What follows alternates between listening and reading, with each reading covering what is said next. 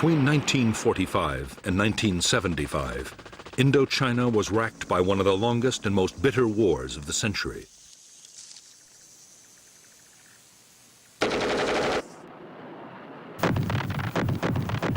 The battle for Vietnam drew in millions of soldiers, Vietnamese, French, American, Australian, Korean, and British, and profoundly affected the lives of vast numbers of civilians.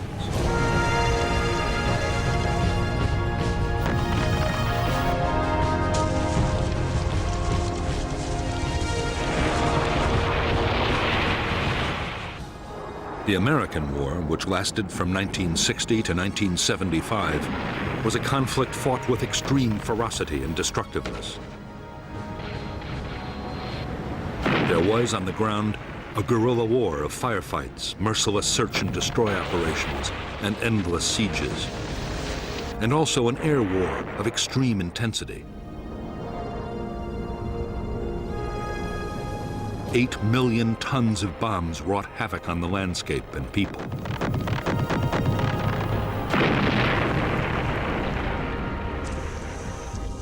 The war that cost 1.3 million lives, including 58,000 American dead, was about much more than the fate of one small country. 20 years before the first American combat soldier set foot in Vietnam, the seeds for America's war had been sown.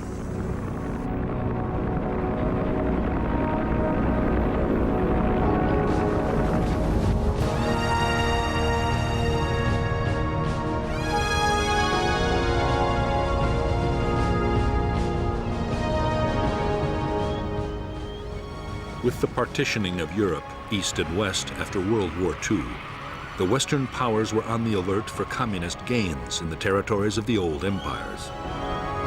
Soviet expansion in Europe was perceived as the greatest threat.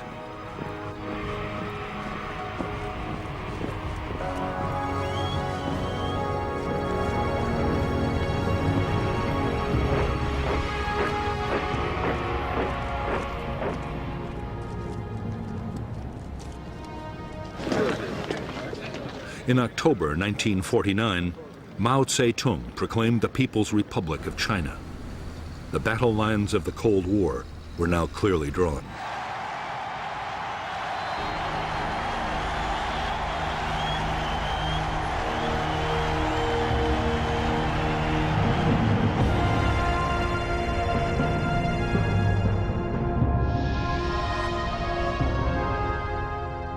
To American strategists, the communist victory in China fueled the fear of Soviet and communist expansion.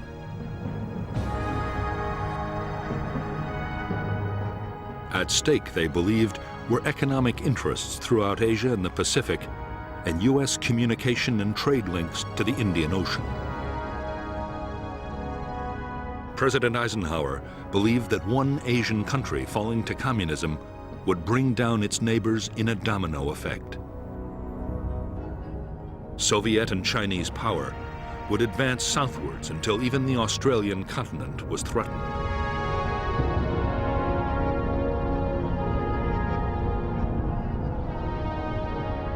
It was Indochina that seemed to hold the key to the future of southern Asia. The region bordered the newly created Chinese People's Republic and was still a French colony. French strategy was to hold on to power by creating puppet states in Vietnam, Laos, and Cambodia. The biggest obstacle to the French plan was the Viet Minh, a huge Vietnamese independence movement.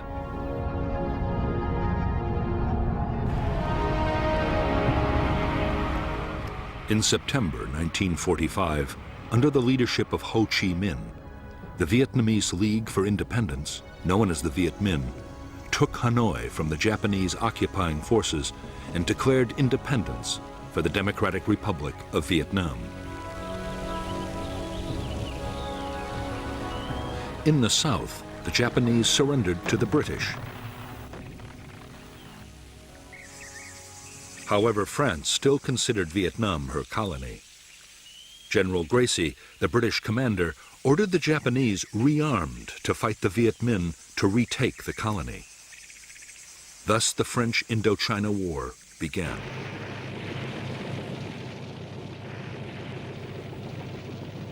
In the war between the French and the Viet Minh, the United States had until recently stayed strictly neutral. U.S. officials had originally supported the Viet Minh and its leader Ho Chi Minh, and they also strongly opposed the French attempt to keep their old colony. However, that was before the rise of Communist China. Now, the fear was that if the Viet Minh beat the French, they would open the door to the Chinese and the Soviets. Cold War politics had come to Vietnam.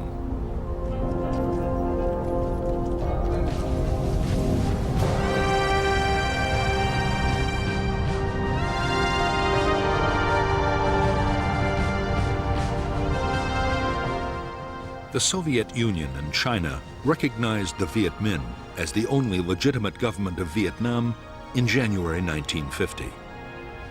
Already China was giving Ho Chi Minh arms, ammunition, and training bases.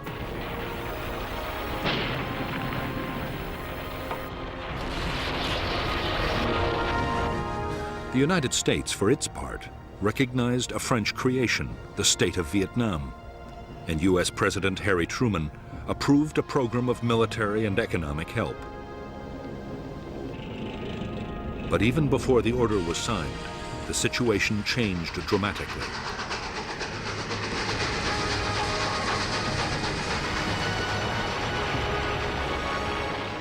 In June 1950, war broke out in Korea. Communist northern forces, backed by the Soviet Union and China, invaded the South, and the U.S. sent troops to intervene.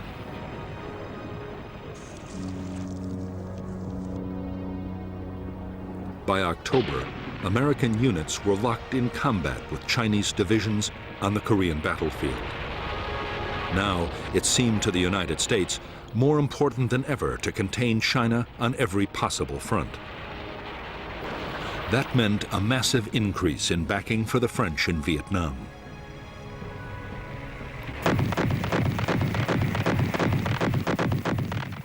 By 1953, a year into the presidency of Dwight D. Eisenhower, U.S. support for the French war against the Viet Minh had turned into a flood of arms and cash. The United States paid 3/4 of the cost, a staggering $1 billion in 1954.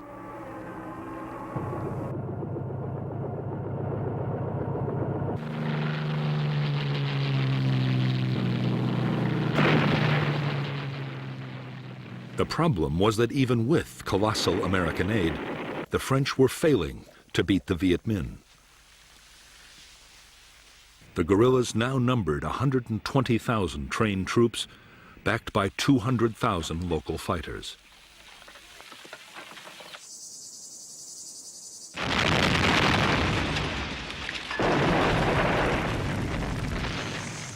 As French casualties passed 50,000, in France, the public grew weary of the seemingly endless war. There were calls for negotiations with the Viet Minh. Pressure for talks grew even greater as the conflict in Korea ended. But Eisenhower and his Vice President Richard Nixon were dead set against any compromise.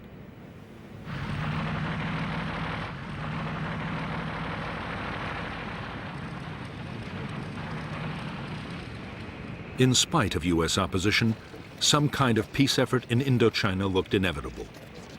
The hope was that the French might win a major battlefield victory and so strengthen their hand in any talks.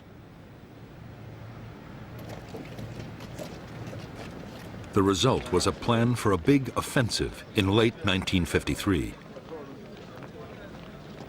The main effort would be in southern Vietnam, but the French also meant to launch a blocking operation in the north that just might deliver a major victory.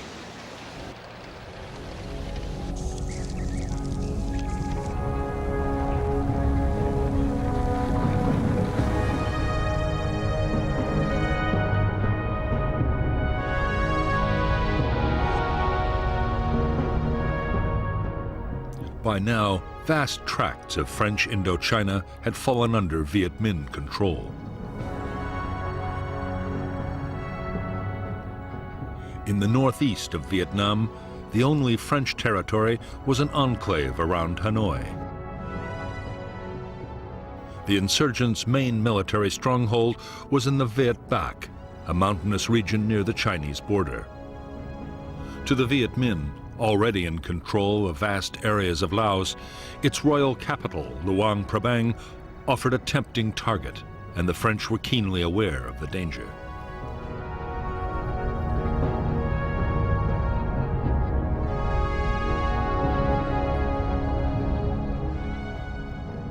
The French plan was to create at Dien Bien Phu, deep in hostile territory, a fortified base which would threaten the enemy's supply lines to Laos. Just as important, the fort might act as bait, luring the Viet Minh to attack with their best troops. The base could be supplied from Laos overland, and it could also be reinforced by air.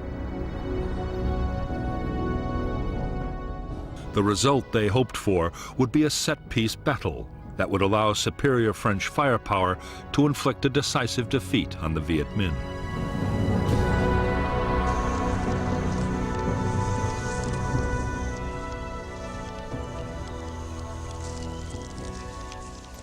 In late November 1953, the Viet Minh's 316th Division advanced towards Laos, just as the French had expected. On November 20th, 800 elite French paratroopers, including a battalion of the Foreign Legion, were dropped near Dien Bien Phu. The reaction of the Viet Minh was to march elements of 5 more divisions towards the French camp.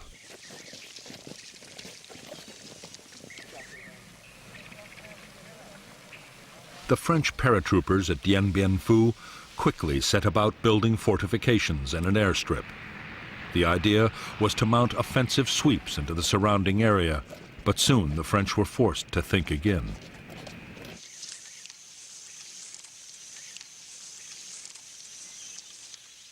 As the Viet Minh massed around the base, it became suicidal to venture far outside.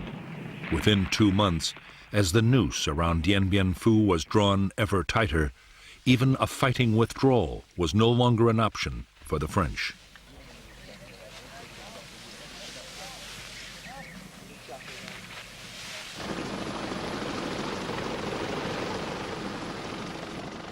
Even though his forces were now surrounded, the French commander, Colonel Christian de Castries, was completely confident.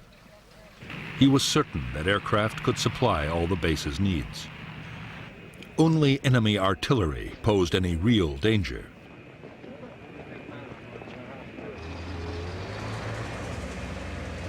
Some Viet Minh guns had begun to fire on the base, but the French were sure that only a handful could have been deployed in such difficult hilly terrain.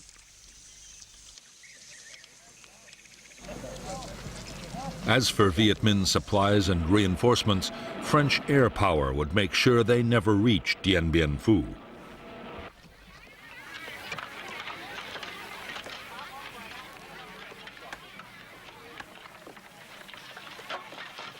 Even though up to 100 French planes attacked Viet Minh supply routes every day, their efforts were having little effect. Too often, aircraft were grounded by the weather, and in any case, the Viet Minh were masters of camouflage and deployed huge numbers of anti-aircraft guns.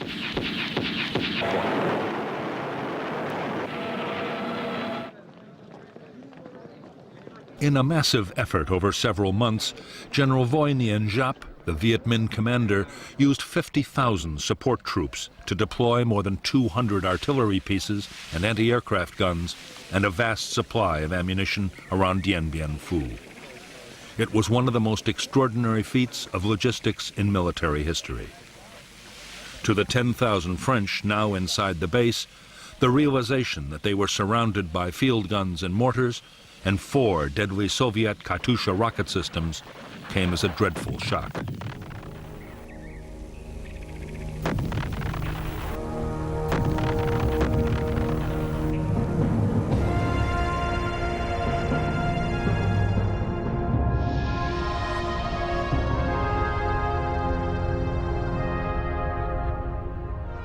The French base at Dien Bien Phu had been sited on a flat valley floor. The airstrip and headquarters were the focus for the main battle position, a complex of 5 strongholds codenamed Françoise, Huguette, Claudine, Eliane, Dominique. To break up attacks, strongpoints Anne-Marie, Gabrielle, Béatrice, and Isabelle had been created on a series of low hills.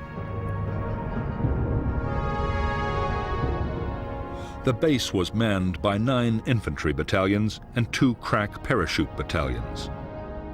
For support, there were artillery and mortars, light tanks, and fighter bombers.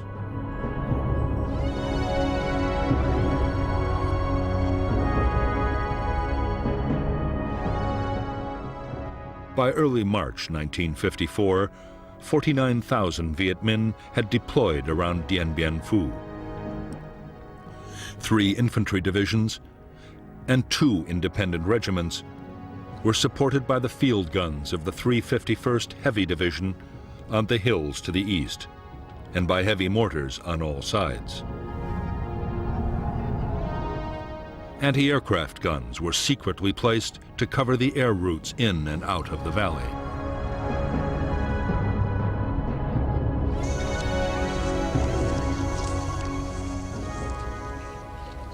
As the weeks went on, Viet Minh artillery fire caused more and more casualties amongst the French at Dien Bien Phu. The fortifications had never been meant to withstand heavy artillery, and the French were horrified to find that neither counter-battery fire nor airstrikes were able to silence the enemy guns.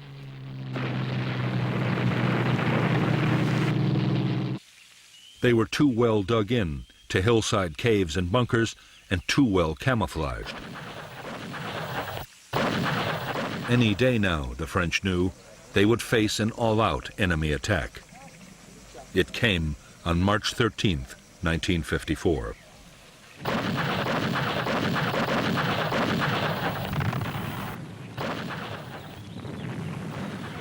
The Viet Minh assault began with a massive artillery bombardment.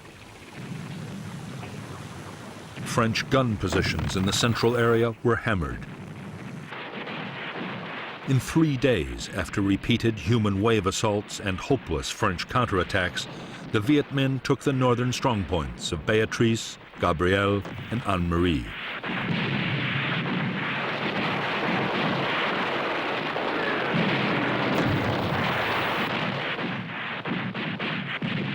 The loss of their northern outposts cost the French 1,500 men.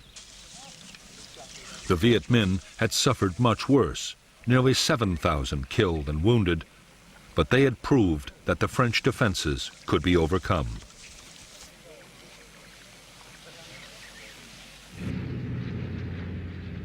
They had also closed down the base's main airfield for good. The French would now have to depend on parachute drops for supply and reinforcement.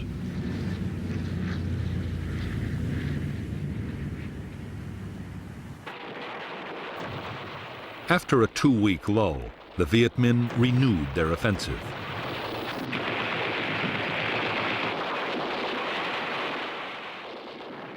The battle raged for a fortnight, with the French contesting every foot of ground.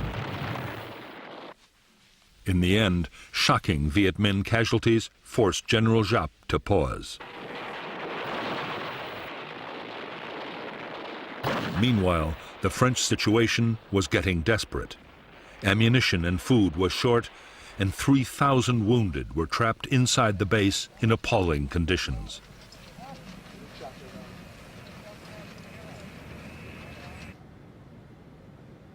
With disaster looming on the battlefield, the French appealed to the United States for help. There was a plan to use American bombers and even to drop 4 nuclear weapons, which was codenamed Operation Vulture. But Eisenhower ruled out any American military intervention unless other allies took part. None agreed to help. The French at Dien Bien Phu were to be left to their fate.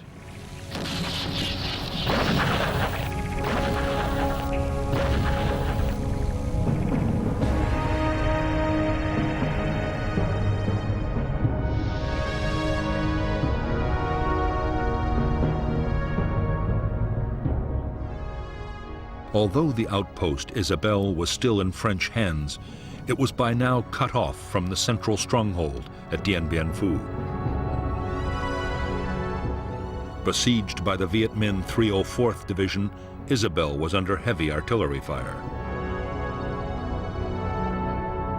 Incredibly, although attacked time and time again, the post would hold out until the very end of the battle.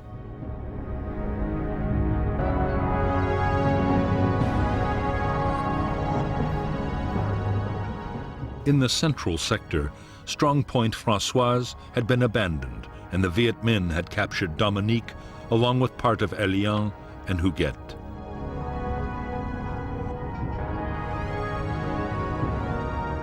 However, there were two new strongpoints, Sparrowhawk and Juno.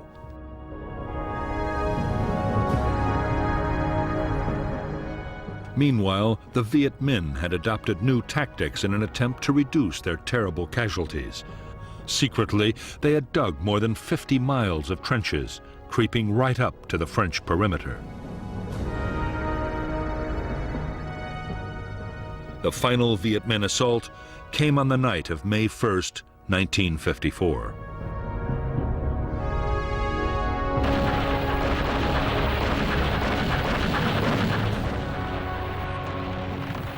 After a massive barrage, the Viet Minh infantry hit the remaining bunkers of Huguet and Elian. In spite of fierce French resistance, positions fell one by one until, on the evening of the sixth day, a huge mine demolished part of Elian and its last bunkers were overrun.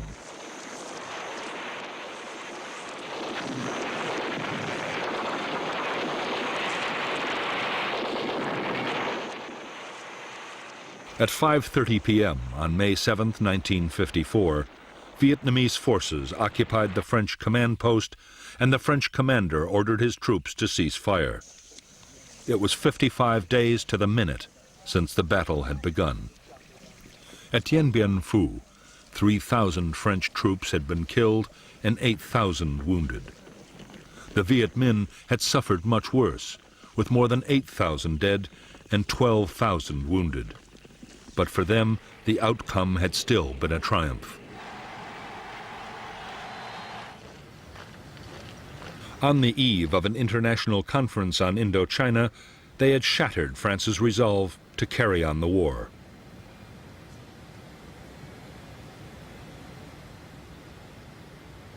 The Viet Minh expected that the negotiations at Geneva would open the way for full Vietnamese independence and a major role for them in running the new country.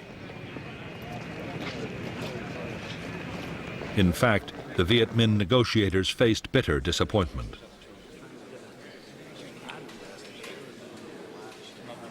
Behind closed doors, Chinese Prime Minister Zhou Enlai struck a deal with the French and forced Ho Chi Minh to agree that the country be divided into two zones.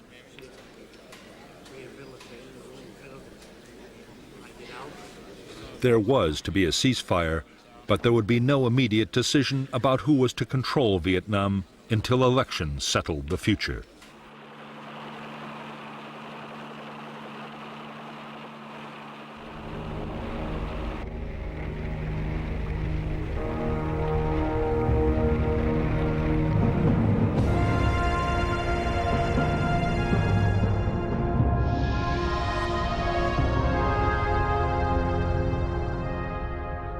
After Dien Bien Phu, the Viet Minh had controlled nearly 3/4 of Vietnam and parts of Laos and Cambodia. At the peace conference, Laos and Cambodia were confirmed as independent states, but Vietnam was divided at the 17th parallel.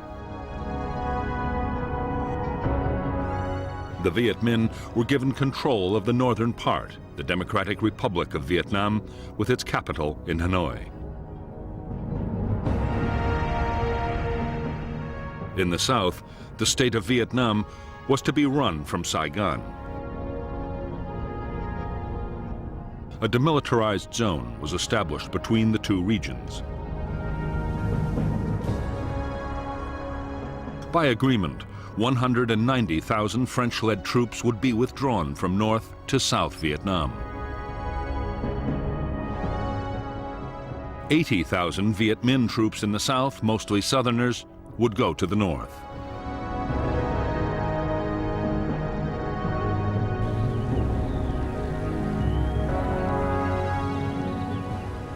For the French, the prospect of withdrawing from the northern part of Vietnam was deeply humiliating.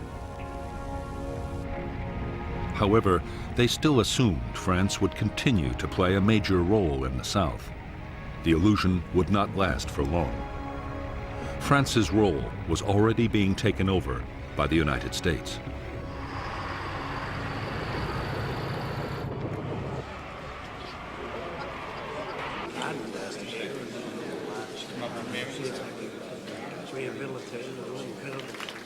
On September 8, 1954, at a conference in the Philippines, the U.S. sponsored the creation of the Southeast Asia Treaty Organization, which would soon include South Vietnam.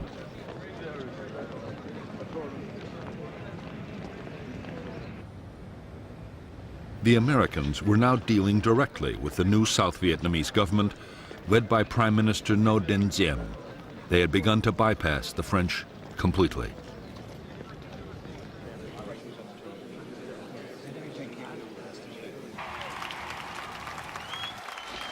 On October 9, 1954, the Viet Minh 308th Division, veterans of Dien Bien Phu, marched in triumph into Hanoi, in accordance with the Geneva Agreement.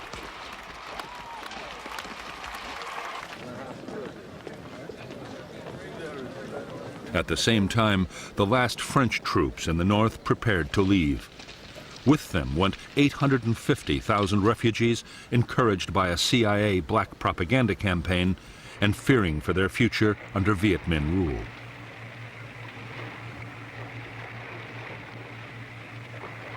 Before the very eyes of the French and the Vietnamese people, Vietnam was crystallizing into two separate states, each with its own government, its own army, and its own Cold War allies.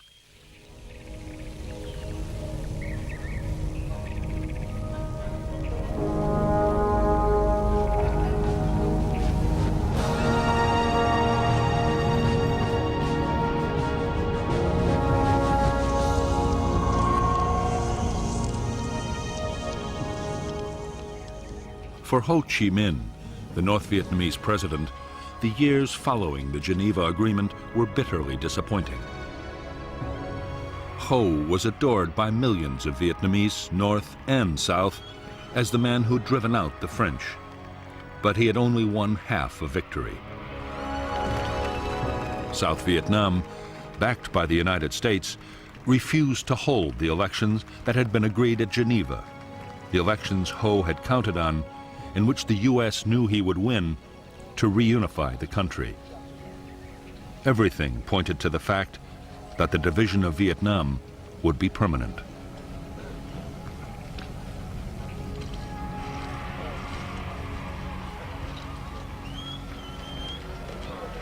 As a nationalist and founder of the Indo-Chinese Communist Party, Ho Chi Minh was fast transforming North Vietnam.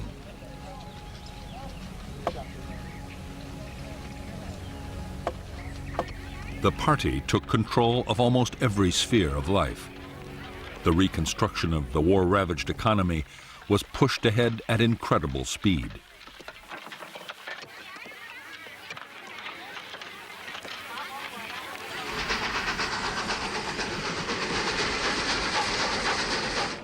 One of Ho Chi Minh's highest priorities was to get as much aid for North Vietnam as he could from the Soviet Union and China.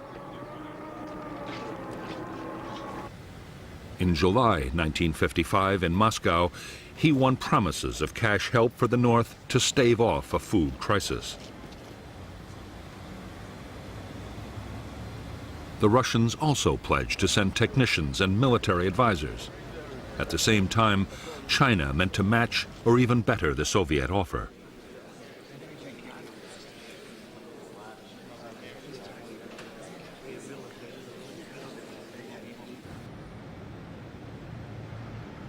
Although Ho Chi Minh's greatest ambition was to reunify North and South Vietnam, so far he had urged his followers to be patient. He had refused to back guerrilla warfare against the South. Both China and the Soviet Union were also insisting on caution. But by 1958, pressure to back an armed campaign was mounting.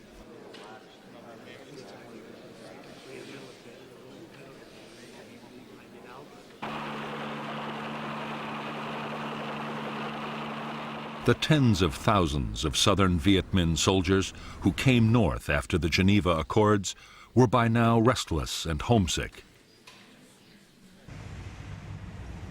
There was more pressure from inside the South, where the Viet Minh that had stayed behind were being wiped out by the new regime.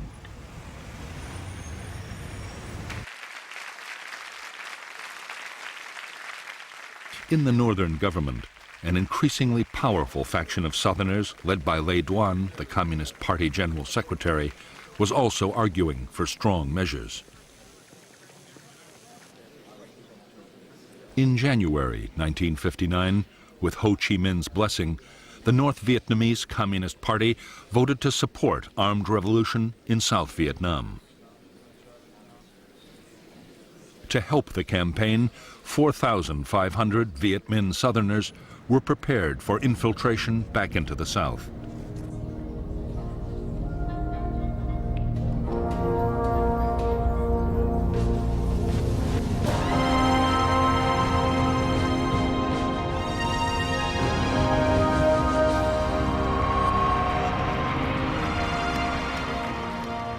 By 1957, 2 years after taking power in South Vietnam, Ngo Dinh Diem had impressed the United States.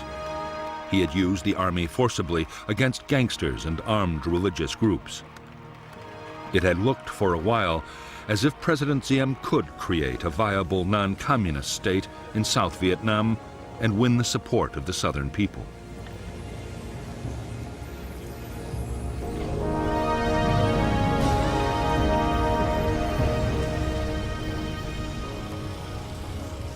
In fact, Diem had no intention of introducing the democracy or the social reforms that the United States wanted. He unleashed a savage campaign against his political opponents, using the army and police to make mass arrests.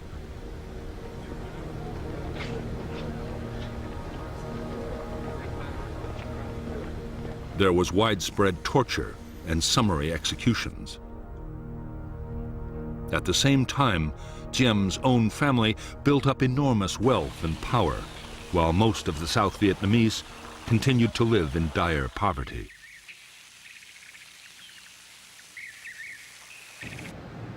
By September 1960, to the immense frustration of the United States, which was pouring in aid, Diem's regime was detested by vast numbers of South Vietnamese. There was already virtual civil war, with armed rebellions breaking out all over the country.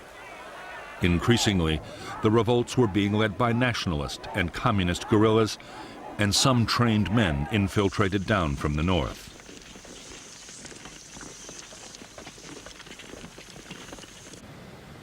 Over 12 months, 1,400 local government officials and civilians were killed, and a further 700 kidnapped.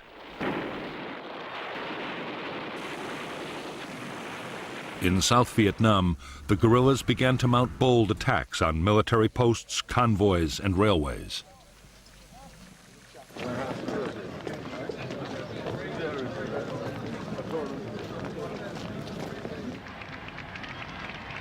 As events in South Vietnam spiraled towards chaos, in January 1961, John F. Kennedy took office as the 35th President of the United States. Almost at once, Kennedy faced a series of Cold War crises. Soviet Premier Nikita Khrushchev was preparing to resume atmospheric testing of atomic weapons. Khrushchev also promised to increase Russian support for communism around the world.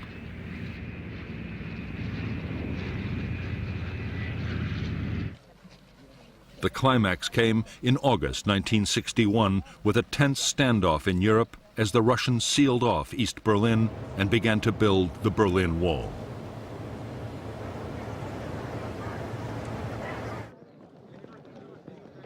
Kennedy's reaction to the sense of mounting threat was to order a massive strengthening of American defenses.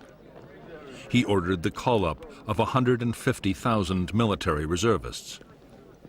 A program was launched to build public nuclear fallout shelters right across the United States.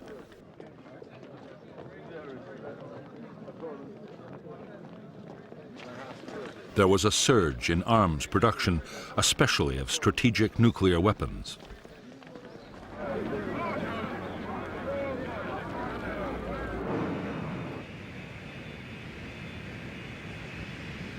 With so many immediate crises demanding the attention of the president, Vietnam was far down the White House agenda. All the same, concern was growing. The South Vietnamese guerrillas were now 17,000 strong. In September 1961, there were 450 attacks, some involving hundreds of guerrillas at a time.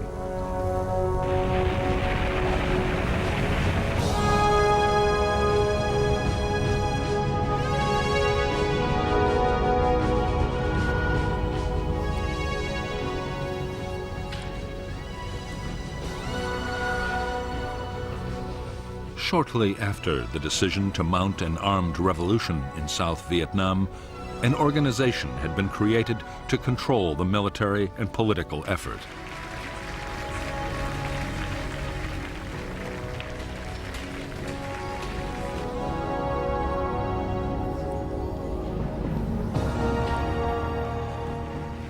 This organization, the National Liberation Front, represented a wide range of political, ethnic, and religious groups.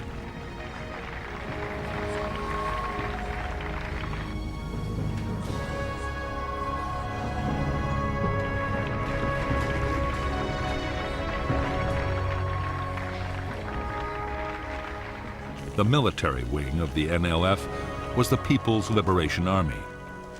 The army included guerrillas who had been sent down from North Vietnam, Viet Minh veterans, and local armed groups.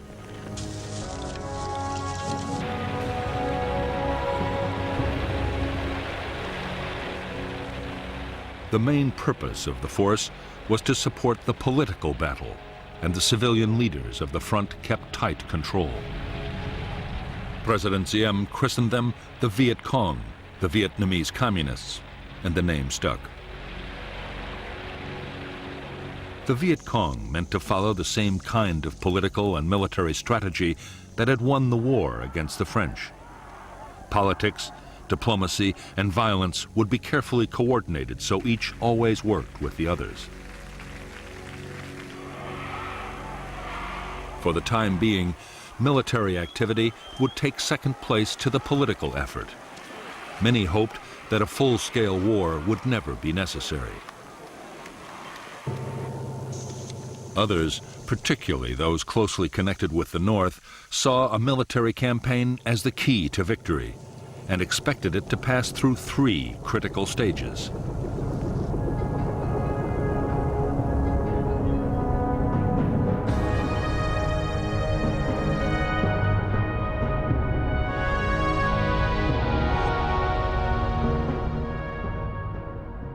In the first phase of the revolution, with the National Liberation Front's insurgents greatly outnumbered by Saigon's army, the task for guerrilla units would be to survive in the face of government attack.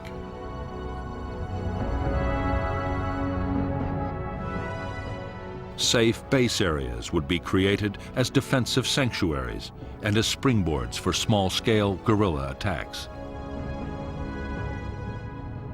In the second phase, the insurgents would deploy larger units and would seek out bigger battles.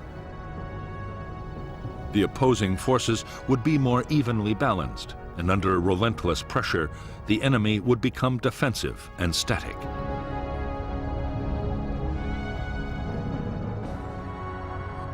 In the third phase, at the key moment when the NLF became stronger than the government army, they would launch large-scale assaults against enemy installations and seek out decisive conventional battles. This phase, the general offensive, combined with uprisings in the cities and towns, would bring the downfall of the Saigon regime and the reunification of Vietnam.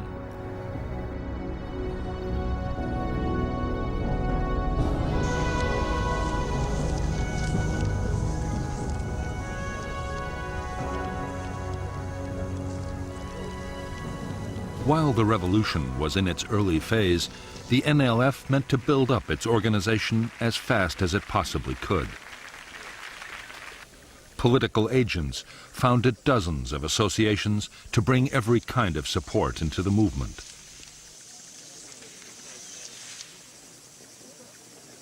There were associations for women, farmers, students, and workers. In less than 2 years, the front claimed 300,000 members.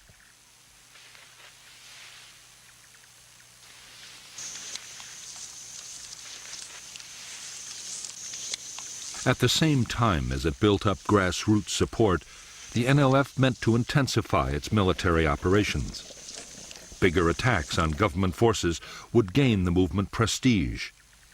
Meanwhile, intensive training and preparation by North Vietnamese officers would forge the Viet Cong into an efficient and formidable fighting machine.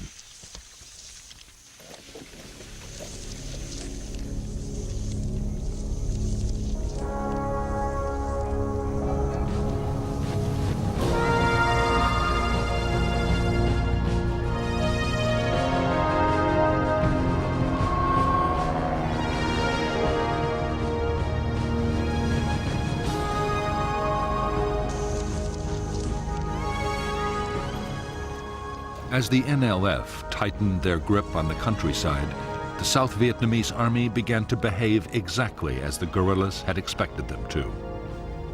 They grew increasingly defensive, staying in fortified posts and never venturing out after dark. Battles only happened when the guerrillas chose, and the army suffered a steady drain of casualties.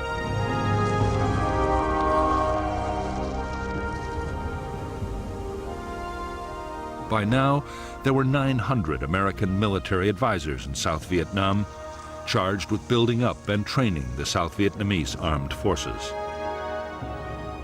They were appalled by the Army's dismal performance against the guerrillas, but saw no reason why the South Vietnamese shouldn't be able to cope. What they wanted was a much more aggressive approach.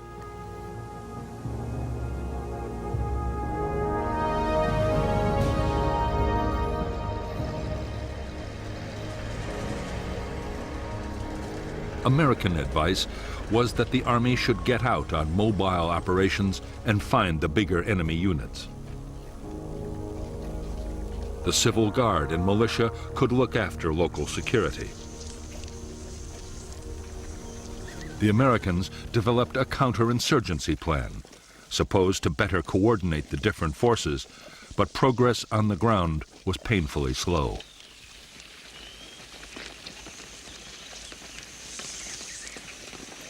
While the handful of American personnel struggled to improve the situation inside South Vietnam, in Washington, military planners worried about the external threat. The fear was that North Vietnam, or even China, might take advantage of the South's weakness.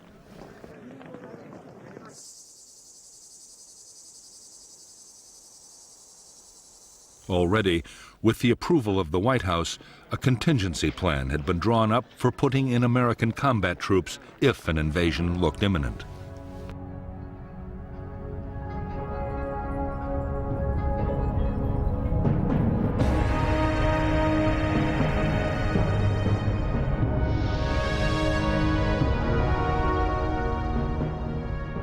If North Vietnam or China looked likely to invade the South, the American contingency plan, Op Plan 32, called for rapid deployments.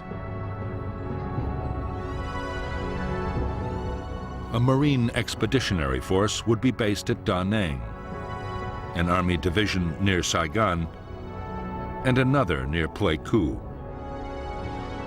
Another division might be sent to bolster Thailand.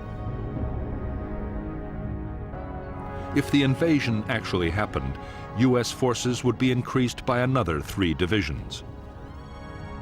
Aircraft carriers and land-based bombers would be positioned for massive attacks on North Vietnam, while amphibious, airborne, and ground forces would mount a full-scale invasion of Northern Territory.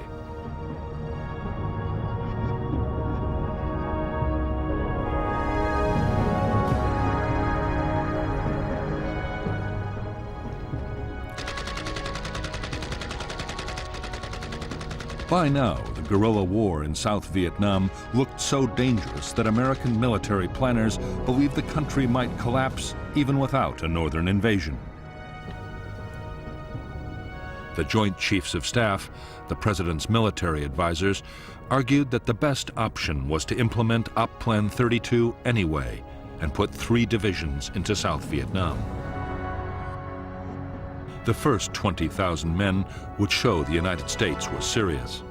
They believed the rest, up to 70,000 troops, would be enough to clean up the guerrilla threat altogether.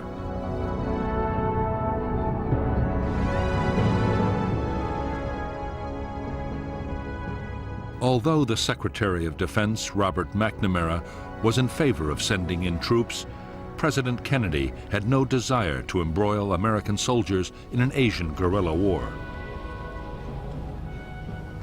But neither could the president afford accusations that he was soft on communism. In November 1961, Kennedy approved a compromise plan drawn up between McNamara and the Secretary of State, Dean Rusk.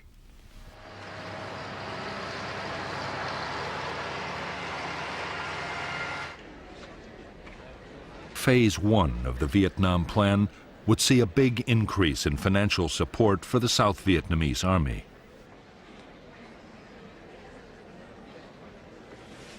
The number of American military advisors in Vietnam would be raised to over 3,000.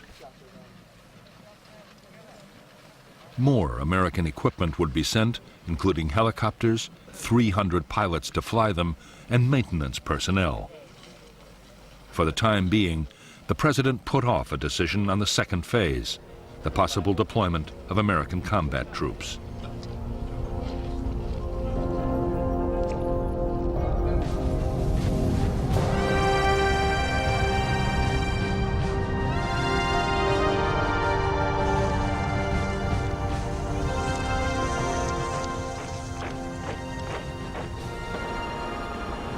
By the end of 1961, the South Vietnamese Army was being expanded to 200,000 men. South Vietnam also had Marine units, a small air force flying American aircraft, and a Navy for coastal patrol. As well as the regular armed forces, there was the 68,000-man paramilitary Civil Guard and various local militia.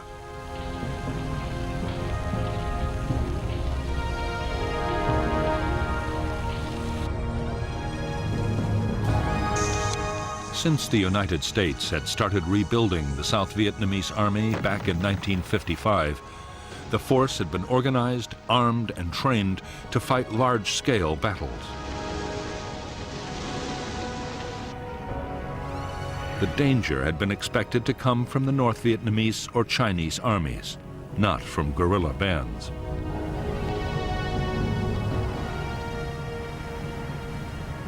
Commanders had been taught to mount big operations and to use massive firepower wherever they could. In fact, the South Vietnamese Army's entire structure and military doctrine had been copied wholesale from the United States Armed Forces.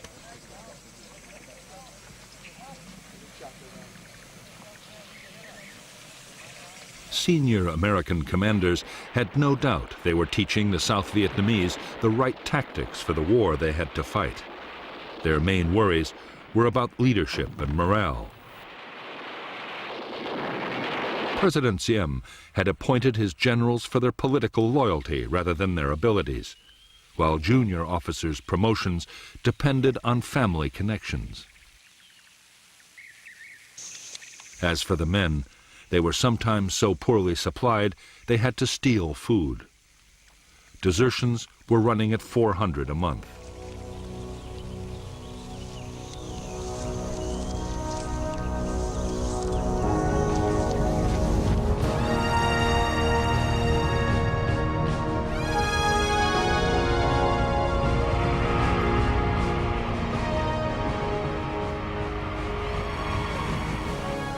As the NLF guerrillas began recruiting and training all over South Vietnam, they quickly built up their combat forces to 17,000 men and women. These were the main force troops, uniformed and trained to fight anywhere in units hundreds strong. Main force battalions were under the direct control of the NLF High Command, and a high proportion of their officers were trained troops from the north.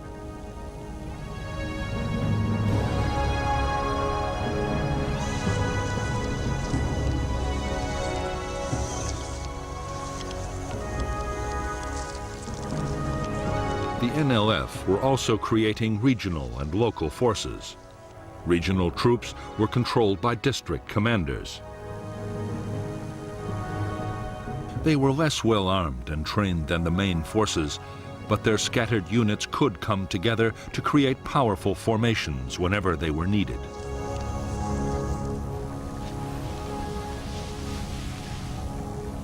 Local guerrilla units were based in the villages. They were part-time soldiers whose main job was to defend areas where the NLF was gaining control.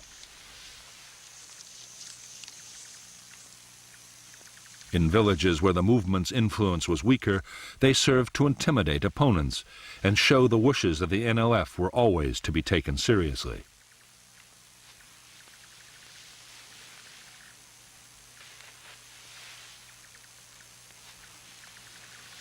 The vast majority of new recruits to the NLF were teenagers with no military experience. In the hamlets, they were organized by political officers into three-person cells. Long ago, the Chinese communists had found that three made for a group more tightly knit and loyal than any other number.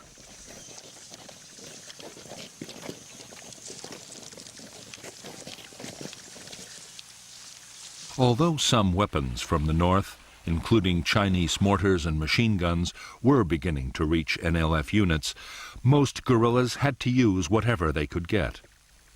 Rifles and equipment captured from the government army or left over from the French War made up the bulk of the arsenal.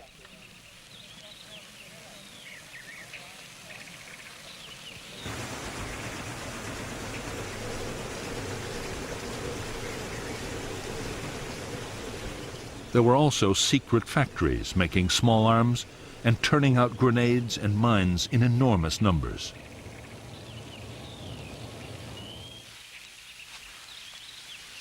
Local forces depended on even more primitive weapons.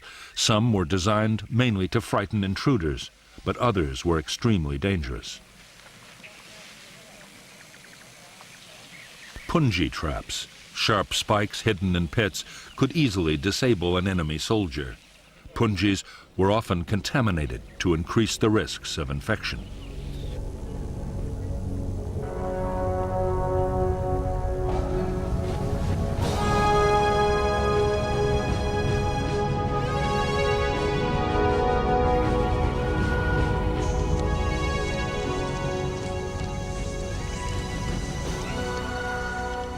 By the end of 1961, the Saigon government was forced to admit it was faced with a full-scale war. Every week, over 1,000 people were being killed.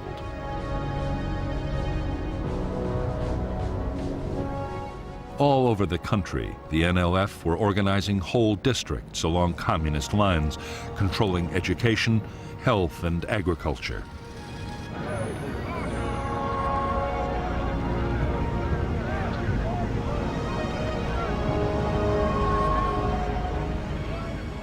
There were whole areas which had seen no government troops or officials for years.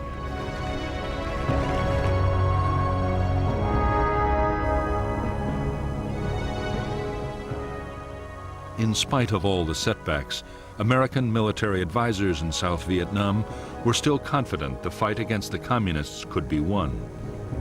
By this time, they themselves were getting more deeply involved in the battle.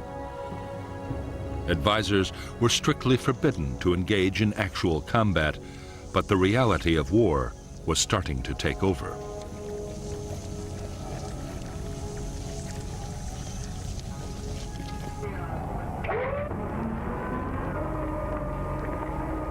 On December 11th, the helicopters promised by President Kennedy arrived at the Saigon docks. With them came 400 U.S. personnel to maintain and fly the aircraft. Within weeks, the helicopters and their American pilots would be in action on the Vietnamese battlefield.